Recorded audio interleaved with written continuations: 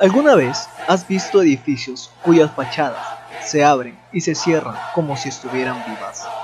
Paneles que cambian con la luz, con el sol o incluso con el viento. A primera vista, parecen sistemas extremadamente complejos, pero en realidad nacen de algo mucho más simple. Si estás empezando en Grasshopper o incluso si apenas estás descubriendo cómo funciona este entorno dentro de Rhino, uno de los principios más importantes del diseño paramétrico, cómo construir la lógica detrás de una doble fachada cinética. Una fachada formada por paneles que rotan desde su centro, acercándose entre sí hasta cerrarse. Este tipo de sistemas puede construirse con distintos materiales. Podría resolverse con entramados de madera, con estructuras metálicas o con paneles modulares. Para entender mejor la lógica, vamos a trabajar con paneles simples. Así, vemos con claridad cómo se genera el movimiento. Y todo comienza desde el punto más básico del espacio digital, el origen del plano cartesiano. En Grasshopper, ese punto funciona como una referencia inicial para construir geometría. Desde allí, utilizaremos un componente llamado LineSDL. Este componente crea una línea a partir de tres elementos: un punto de inicio, una dirección y una longitud. En nuestro caso, usaremos el vector Z, que representa la dirección vertical. Luego, añadimos un slider, que no es más que un control deslizante que nos permite modificar valores en tiempo real. Ese slider definirá la altura de nuestra primera línea. Hasta aquí tenemos algo muy simple, una línea vertical. Ahora viene la primera transformación. Usaremos el componente RotateAx, que nos permite rotar una geometría alrededor de un eje. Conectamos la línea como geometría y definimos el ángulo de rotación con otro slider. Ese ángulo puede variar entre 1 y 90 grados, incorporando la configuración en grados. Al mover el slider, notarás que la línea comienza a rotar. Ese movimiento será el principio mecánico del panel, pero una fachada cinética no funciona con una sola pieza.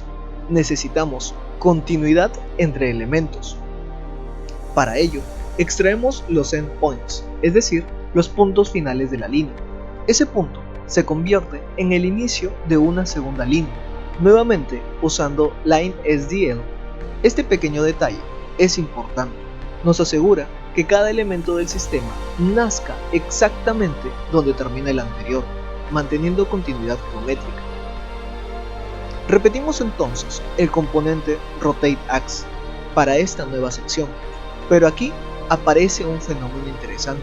Si modificas el ángulo, notarás que ambas piezas rotan, pero no terminan de encontrarse correctamente.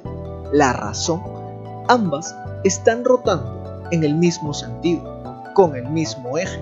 En sistemas simples no sería problema, pero en una fachada cinética doble, las piezas deben girar en direcciones opuestas para evitar intersecciones y permitir el cierre del sistema.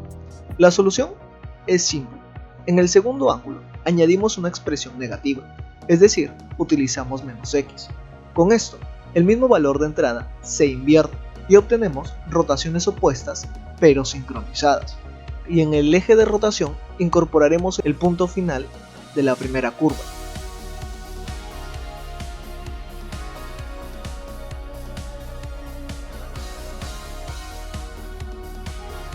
Ahora sí, las piezas se acercan, se encuentran y comienzan a formar el comportamiento real del sistema.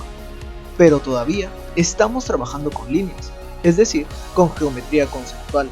Para convertirlas en paneles reales, utilizamos el componente Extrude. La extrusión se orienta hacia el eje X, mientras otro slider controla la distancia. Ese valor define el ancho del panel, y algo interesante ocurre aquí. Cada vez que modificas el ángulo de rotación, el cambio se refleja inmediatamente en los paneles extruidos. Así, lo que empezó como un par de líneas termina convirtiéndose en la lógica completa de una fachada cinética paramétrica.